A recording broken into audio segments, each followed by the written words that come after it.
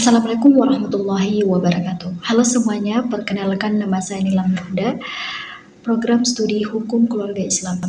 Video ini saya buat untuk memenuhi tugas akhir semester, yaitu Ibu Nur Akifah Janur SHMH pada mata kuliah Hukum Perlindungan Perempuan dan Anak. Pada kesempatan kali ini, saya akan membahas topik yang sangat penting dan relevan saat ini, yaitu kesetaraan gender.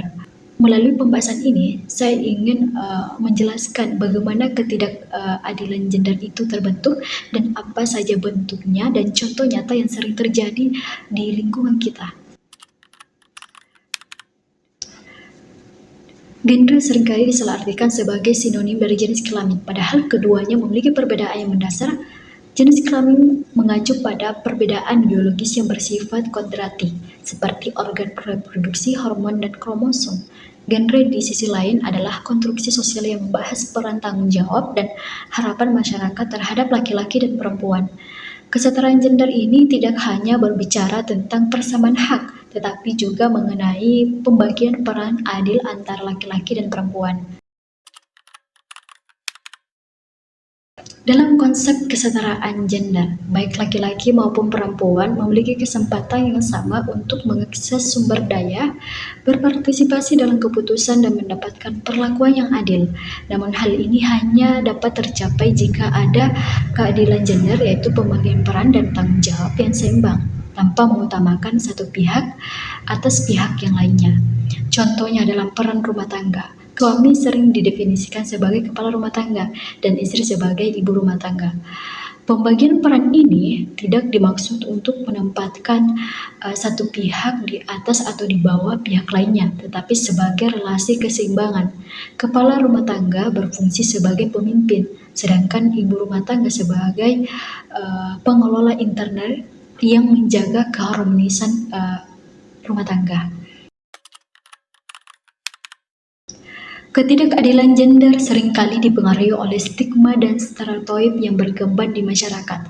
Beberapa bentuk ketidakadilan gender antara lain, yang pertama, diskriminasi. Perempuan dianggap lemah atau tidak mampu sehingga tidak diberikan peran yang setara di tempat kerja. Dalam banyak kasus, perempuan seringkali tidak dipertimbangkan untuk posisi kepemimpinan, meskipun memiliki kemampuan dan pengalaman yang setara dengan laki-laki. Misalnya, dalam sebuah perusahaan, perempuan dianggap tidak mampu memimpin karena mereka kurang tegas dibandingkan laki-laki. Dalam hal pendidikan, di beberapa daerah anak perempuan masih dianggap tidak perlu mengenyam pendidikan tinggi karena peran utama dianggap hanya untuk mengurus rumah tangga.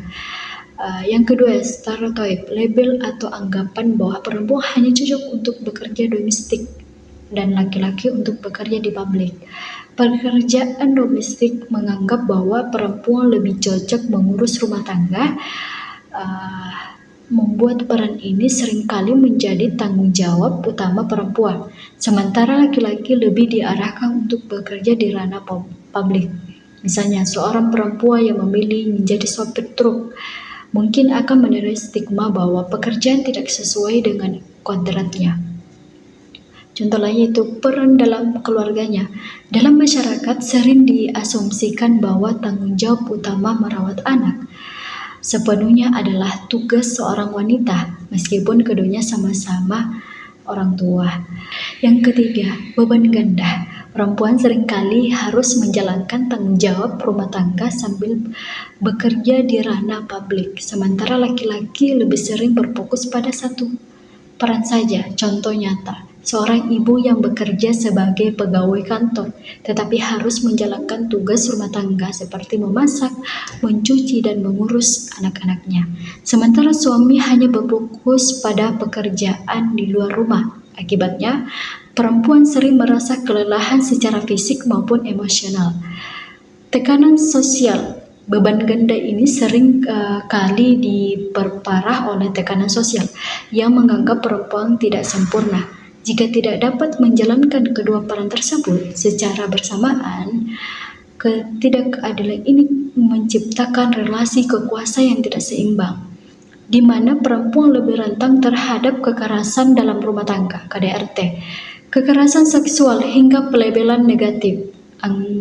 anggapan bahwa perempuan lemah dan hanya bisa menangis terus memperkuat kerentangan ini.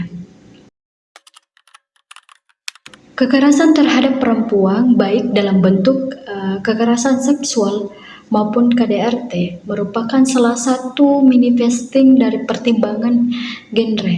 Hal ini terjadi karena perempuan sering dianggap tidak memiliki posisi tawar dalam relasi sosial dan domestik. Stigma bahwa perempuan hanya bisa menangis atau tidak mampu melawan memperparah situasi ini. Kuantitas beban yang diberikan kepada perempuan dalam masyarakat patriarki juga lebih tinggi, mulai dari tanggung jawab mengurus rumah tangga dan pendidikan anak, hingga pekerjaan secara ekonomi.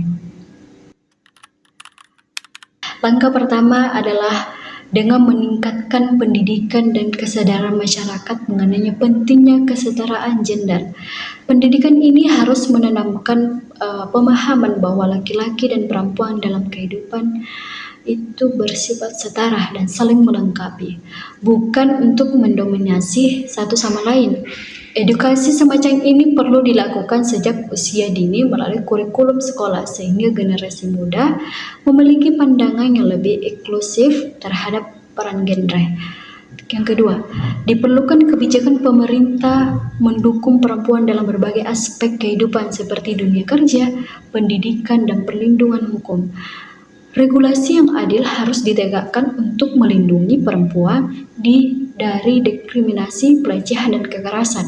Misalnya, pemberlakuan cuti melahirkan tanpa diskriminasi bagi pekerja perempuan atau mengatur jam kerja yang fleksibel untuk mendukung peran domestik mereka.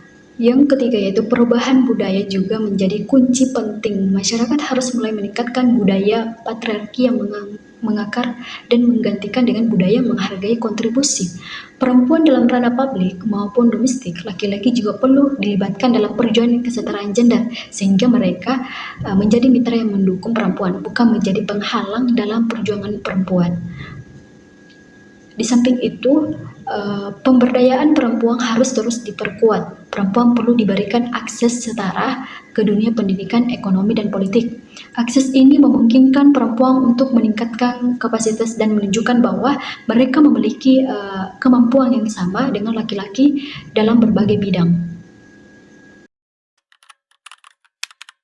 Nah, jadi teman-teman, ketidakadilan gender itu bukan sesuatu yang bisa kita abaikan. Ini bukan sekedar tentang siapa yang lebih kuat atau siapa yang lebih lemah, tetapi tentang bagaimana kita sebagai manusia bisa saling menghormati, saling mendukung, dan saling melengkapi. Kesetaraan gender ini bukan hanya impian, tapi sebuah langkah nyata menuju masyarakat yang lebih baik. Bayangkan, jika setiap orang diberikan peluang yang sama, kita akan melihat dunia yang lebih harmonis, penuh potensi dan berkeadilan. Mari kita mulai dari diri kita sendiri, dari tindakan kecil di lingkungan sekitar, karena perubahan besar selalu dimulai dari langkah-langkah kecil. Terima kasih atas waktunya, tetap semangat untuk memperjuangkan kesetaraan, dan ingat, masa depan adalah milik mereka yang percaya pada keadilan untuk semua. Lebih dan kurangnya mohon dimaafkan. Wabillahi taufiq wal hidayah. Wassalamualaikum warahmatullahi wabarakatuh.